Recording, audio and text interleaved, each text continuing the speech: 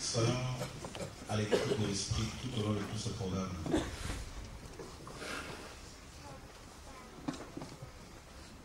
Alors vraiment se laisser guider par le Seigneur. Je ne sais pas quand est-ce qu'on va finir là, mais en tout cas, soyons à l'écoute.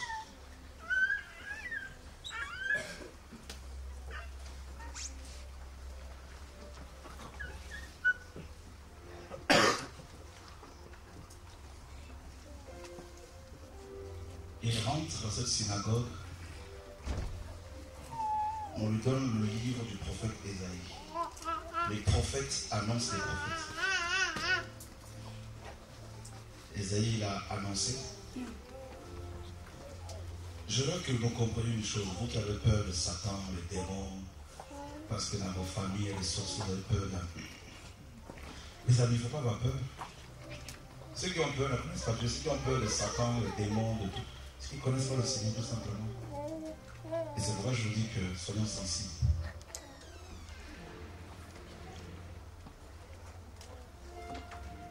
Le réveil a commencé. Soyons à l'écoute.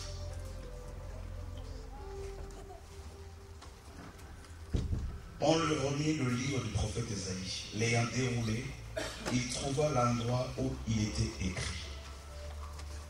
L'Esprit du Seigneur est sur moi. Il y a qui présente le Saint-Esprit? Oh oui.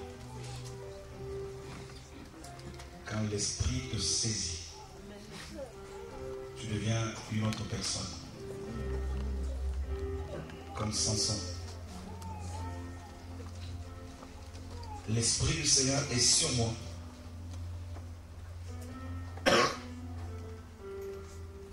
Parce qu'il m'a oint.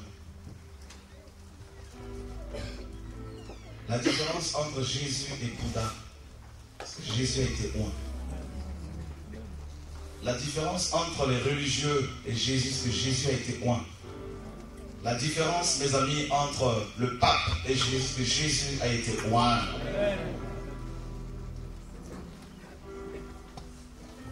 Il a reçu l'onction sans mesure.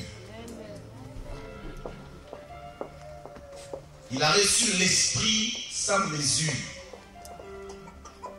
Il a tellement été oint par le Père qu'il dira que tout pouvoir m'a été donné. Dans les cieux et sur la terre. Tout pouvoir.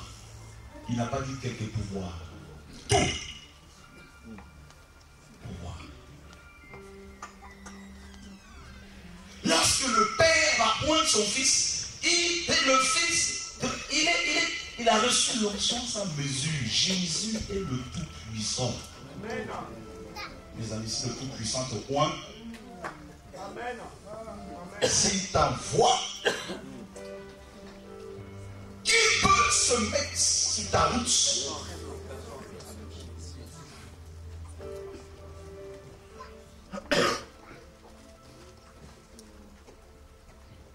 L'Esprit du Seigneur. Écoutez, la toute première fois où la Bible a parlé, où la Bible parle de l'Esprit de Dieu, elle a parlé de lui en mouvement. Et l'Esprit de Dieu se mouvait au-dessus. Le Saint-Esprit ne peut pas rester comme ça. C'est vous ne pouvez pas le mettre dans une boîte. La première fois où l'on voit le Saint-Esprit de la Bible, il est en mouvement. Et la dernière fois où on le voit à l'œuvre, à partir de 22, il est également en mouvement. Un fleuve d'eau vive qui sortait du trône. Qui peut résister au courant de ce fleuve? Et le maître a été oint par le Père de cet esprit. Et il rentre dans cette synagogue.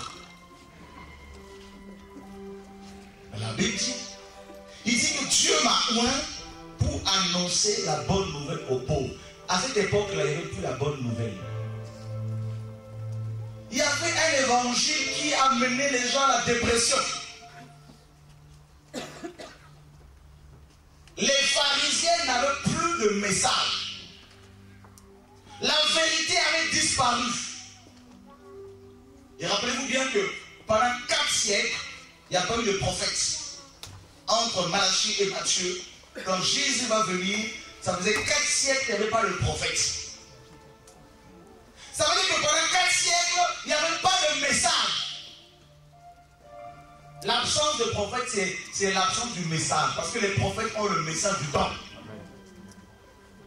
Alors le peuple était dans la dépression. Les Romains dominaient sur le peuple. Il y avait des démons dans les synagogues. Les synagogues étaient devenues des habitations des démons.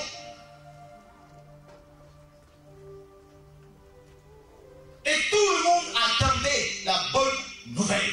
Il n'y avait pas de message. Un message qui apporte le réconfort. Un message qui amène la libération. Il n'y avait plus de message.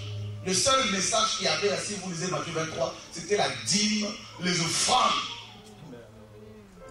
Avec les pharisiens. C'est le seul message qu'il y avait, c'était l'argent.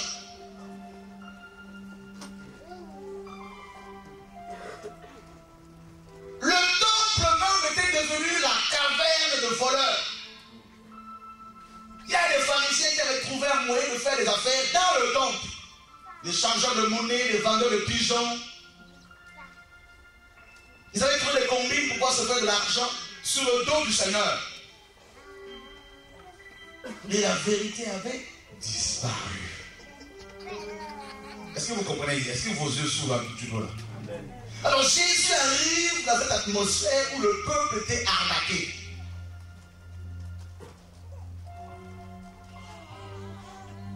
Les chefs n'avaient plus de message. Alors il arrive, il dit, Dieu m'a moi, l'esprit du Seigneur est sur moi il m'a moi pour annoncer la bonne nouvelle aux pauvres. Mes amis, la bonne nouvelle c'est pour les pauvres. Quelle nouvelle? Mes amis, que le royaume est en train d'arriver.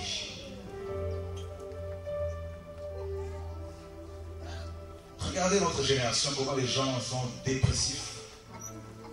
Les gens sont malades dans ces églises, mes amis.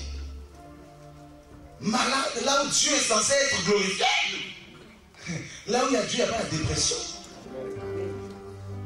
Là où il y a Dieu, il n'y a pas la maladie, mes amis. C'est faux. Amen. Amen. Là où il y a Dieu, il n'y a pas d'impudicité.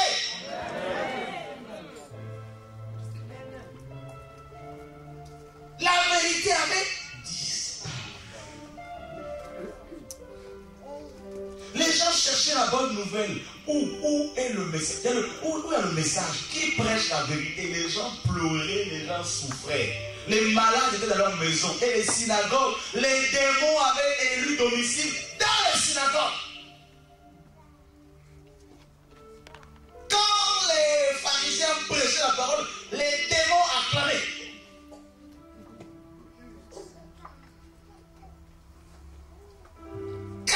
Après, le Seigneur envoie son messager, comme Zacharie 3 le dit, le messager de l'alliance. Il dit la bonne nouvelle. Mes amis, cette nouvelle-là, c'est elle qui a franchi. Qu'est-ce que nous avons comme nouvelle aujourd'hui?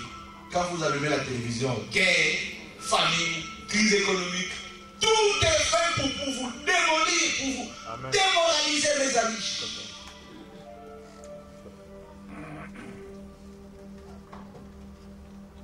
Que de mauvaises nouvelles. L'incertitude par rapport à votre avenir. Sida, épidémie,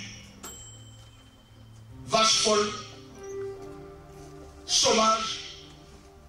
Quand vous sortez de votre messe, c'est la télévision, cette messe qui dure en gros une demi-heure, quand vous sortez